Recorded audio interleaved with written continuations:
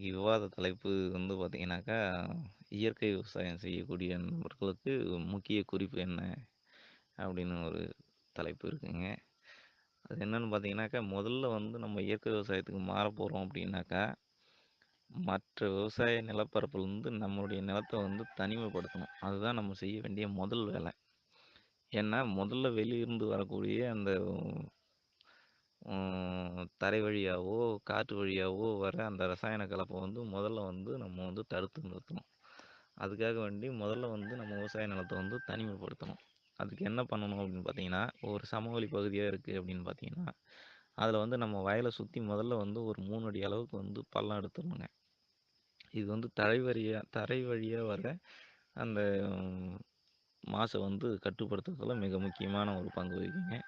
இத வந்து நம்ம ஏதாச்சும் பண்ணைக்குட்டையோ, இல்ல வேற எதனா ஒரு மழைநீர் சேகரிக்கிற ஒரு இதுலயோ எடுத்துன்னு போயிட்டு அத கனெக்ட் பண்ணி விட்டுறலாம்.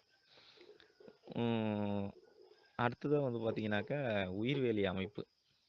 இந்த வேலி அமைப்புன்னாக்கா வந்து பார்த்தீங்கன்னாக்கா, டைமண்ட் வலையோ அதுலாம் பார்த்தீங்கன்னாக்கா, உயிர்கள வந்து அதாவது கால்நடைகள், மனிதர்கள் இது போல இருக்கிற இதுவ மட்டும் தான் வந்து உள்ளுக்குள்ள தடுக்குமே தவிர, காற்ற வந்து தடுக்காது.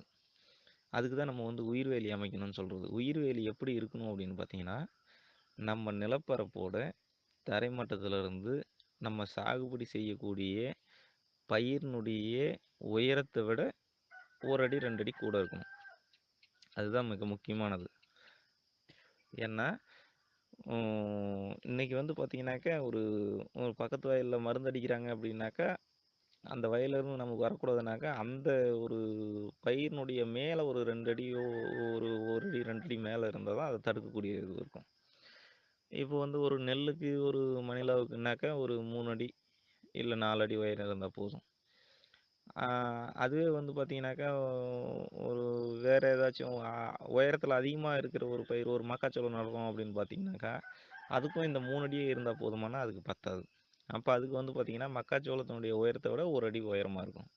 அந்த மாரி நம்ம வந்து உயிர்வேலி அமைச்சுக்கணும். இது ஏன்னாக்கா, பக்கத்து வயல்ல இருந்து வர அந்த காற்றிலிருந்து வரக்கூடிய அந்த என்ன சொல்றது, ரசாயன கலப்ப வந்து தடுக்கக்கூடிய ஒரு வழி. அடுத்ததா பார்த்தீங்கன்னாக்கா, இப்போ வந்து ட்ரென்ச் எடுத்தாச்சு. இப்ப வந்து உயிர்வேலி அமைச்சாச்சு. அதுக்கப்புறம் நம்ம மண்ணுல இருக்கிற ஏற்கனவே வந்து ரசாயனம் இருக்குதுன்னு வச்சுக்கங்க. ரசாயன உரம் போட்டு பயன்படுத்திய ஒரு நிலமா இருக்குதுன்னாக்கா, அத வந்து முதல்ல அதில இருக்கிற ரசாயன கழிவுகள வந்து வெளியேத்தணும் அப்படின்னு பார்த்தீங்கன்னாக்கா, அதுக்கு தான் நம்ம இப்ப ஈஸியான மெத்தட்லாம் வந்துருச்சு. இப்ப பலதானிய விதைப்பு பண்ணி, முதல்ல 30 நாள்ல வந்து திரும்ப அத மடக்கி உழுது, திரும்ப அதிலேயே மீண்டும் பலதானிய விதைப்பு பண்ணி, 2வது தடவையா வந்து பார்த்தீங்கன்னாக்கா, 60 நாள்ல அத மடக்கி உழுது, திரும்ப வந்து அத வந்து பலதானிய விதைப்பு பண்ணி, 90 நாள்ல மடக்கி உழுவணுங்க. இந்த மாரி 3 தடவ தொடர்ச்சியா நம்ம பலதானிய விதைப்பு பண்ணும்போது என்ன ஆகும்னா, 50 வருஷத்துக்கு மேல ரசாயன உரத்தினுடைய கழிவு எச்சங்கள் இருந்தாலும், அத வந்து கரைச்சி ஆவியாக்கி வெளியேத்திரும். அப்படின்றது இப்ப எல்லாம் ஆராய்ச்சி பண்ணி முடிவுகள்லாம் வெளியிட்டிருக்கிறாங்க. அப்படி பார்க்கும்போது, இப்ப இந்த மாரி நம்ம பண்ணும்போது, நம்ம ஏற்கனவே நான் வந்து, ஐயோ! நான் போன பயிருக்கு போட்டேன், இதுக்கு முன்னாடி எல்லாம் ரசாயனம் போட்டேன், இதனுடைய மிச்சம் இருக்குமா? அப்படின்ற அந்த ஒரு எச்சத்தெல்லாம் வந்து வெளியேத்துறதுக்கு இது ஒரு சுலபமான வழியா இருக்குதுங்க. இப்போ வந்து வெளிய இருந்து வரக்கூடிய தரை வழியா வரக்கூடிய மாசுக்களையும் கட் பண்ணியாச்சு. அடுத்தது வந்து காற்று வழியா வரக்கூடிய அந்த ஒரு மாசுலையும் வந்து மாசுக்களையும் நம்ம கட்டுப்படுத்தியாச்சு. அடுத்தது வந்து பார்த்தீங்கன்னா, நம்மளுடைய மண்ணுல ஏற்கனவே மிச்சம் மீதி இருக்கிற அந்த ரசாயன கழிவுகளையும் வெளியேத்தியாச்சு. இப்போ வந்து உங்க வயல், உங்க நிலம் வந்து ஒரு முழுமையான இயற்கை வழி வேளாண்மைக்கு சாகுபடி செய்யறதுக்கு தகுந்த ஒரு நிலமா மாறியிருக்கு. இப்போ வந்து எல்லா சூழ்நிலையையும் கட்டமைச்சாச்சு. இப்போ வந்து நம்ம வந்து பயிர் பண்ணணும். இப்படி பயிர் பண்ணும்போது, முதல்ல வந்து நம்ம பண்ற வேலை என்னன்னு பார்த்தீங்கன்னாக்கா, முதல் தடவையா நம்ம பண்றோம் அப்படின்னும்போது வந்து, நம்ம மண்ணுல வந்து வளம் கம்மியா இருக்கும். வளம் அப்படின்னு நான் சொல்றது வந்து நுண்ணுயிர்களுடைய எண்ணிக்கை. அதனுடைய அளவு வந்து ரொம்ப கம்மியா இருக்கும். இப்போ முதல்ல வந்து நம்முடைய நிலத்துல வந்து நுண்ணுயிர்கள அதிகரிக்கணும் அப்படின்னாக்கா, அந்த நுண்ணுயிர்களுக்கு சாப்பாடு முதல்ல வேணும். ஏன்னா வந்து ஒரு பாலைவனத்துல எடுத்துன்னு போயிட்டு ஒரு 100 பேர எடுத்துன்னு போய் இறக்கி விட்டுட்டு, இதுதான் இனிமே உங்களுக்கு உண்டான இடம். இத விட்டு நீங்க வெளிய வரக்கூடாது. இதில தான் உங்களுடைய வாழ்க்கைய அமைச்சிக்கணும் அப்படின்னாக்கா, அதுக்கு அங்க வாழறதுக்கு உண்டான தகுந்த சூழல் இல்லன்னா கூட மாத்திக்கலாம். ஆனா உணவு வேணும் இல்லையா? அந்த மாரி இப்ப நம்ம சுத்திரும் வந்து சூழல உருவாக்கிட்டோம். நம்ப இடத்துல இருக்கிற அந்த கழிவுகளையும் வெளியேத்திட்டோம். ஆனா நுண்ணுயிர்கள் வந்து அத முதல்ல வந்து புதுசா அந்த இடத்துல வந்து இது பண்றோம் அப்டின்னா, அங்க வந்து வாழறதுக்கு உண்டான சூழ்நிலை, அதுக்கு உணவு தேவை அப்டின்றது பார்த்தீங்கன்னாக்கா, நம்ம மண்ணுல இப்ப பலதானிய விதைப்பு பண்ணியிருக்கிறோம்.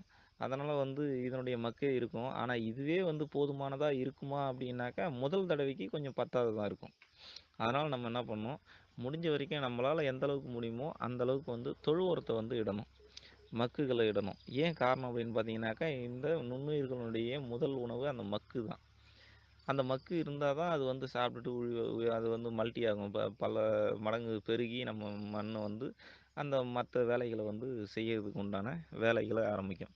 அப்ப முதல் தடவன்னும்போது, நம்மளால எந்த அளவுக்கு முடியுமோ, அந்த அளவுக்கு நம்ம வந்து தொழு உரத்த நம்ம நிலத்துல போட்டு தான் ஆகணும். ஏன்னா, இது ஆரம்பகட்ட செலவு. ஏன்னா, இது வந்து பார்த்தீங்கன்னாக்கா, இது இருந்தா தான் நம்மளுடைய நுண்ணுயிர்கள் வந்து மல்டி ஆகும். நீங்க ஜீவாமிர்தம் குடுத்தாலும் சரி, நீங்க பஞ்சகாவியா குடுத்தாலும் சரி, நீங்க அமிர்த கரைசல் குடுத்தாலும், எத குடுத்தாலும் அதுக்கு தேவையான வளர் ஊடகம். அந்த வளர் ஊடகம் வந்து நம்ம மண்ணுல இருந்தா தான் அது வந்து வளர்ச்சி ஆக முடியும். அப்படின்னும்போது, முதல்ல வந்து நம்ம அந்த எருவ அடிக்கணும். எருவ அடிச்சு நம்ம மண்ண வந்து அது நுண்ணுயிர்கள் வாழக்கூடிய ஒரு சூழ்நிலைக்கு அதுக்கு தகுந்த மாரி அந்த மண்ண வந்து மாத்தி வச்சிருந்தா தான், அதுல வந்து மல்டி ஆகும். அதுக்கு மேல நீங்க வந்து ஜீவாமிர்தம் குடுத்தாலும் சரி, நீங்க பஞ்சகவ்யா குடுத்தாலும் சரி, அதுல இருக்கிற நுண்ணுயிர்கள் அதுல வந்து மல்டி ஆகுறதுக்கு ஒரு ஏதுவான ஒரு சூழல உருவாக்கிருங்க. இப்ப நுண்ணுயிர்களுக்கு வளர ஊடகமும் ரெடி ஆயிடுச்சு. எல்லாம் பண்ணியாச்சுங்க. இப்போ வந்து நான் பயிர் பண்ண போறேன்.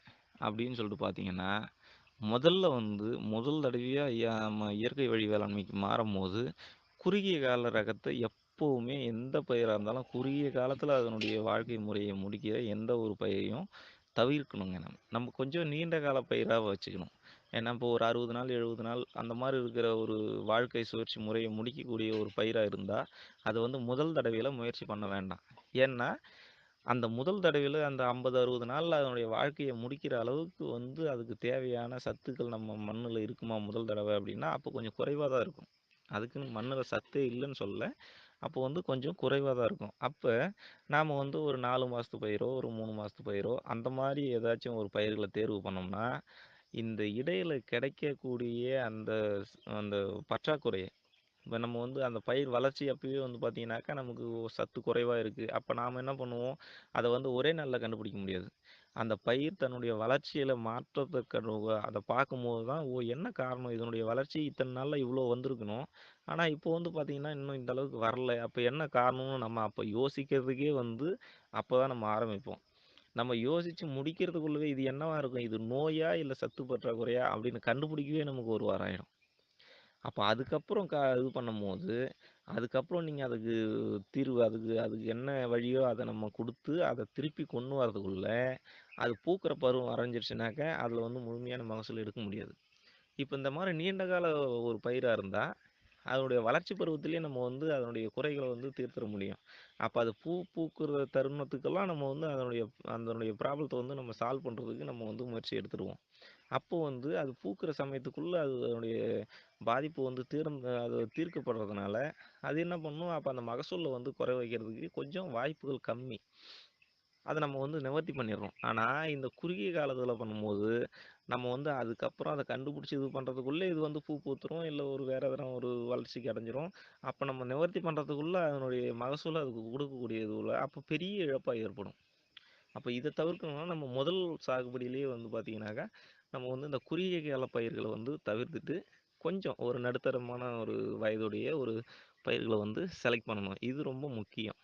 அதேபோல இன்னொன்னு இந்த அதிக மகசூல் தரக்கூடிய அந்த நடுத்தரமான ரக பயிர்களாவே இருந்தாலும், அதிக மகசூல் தரக்கூடிய அந்த ஒரு ரகங்களா வந்து நம்ப தேர்வு செய்யக்கூடாது.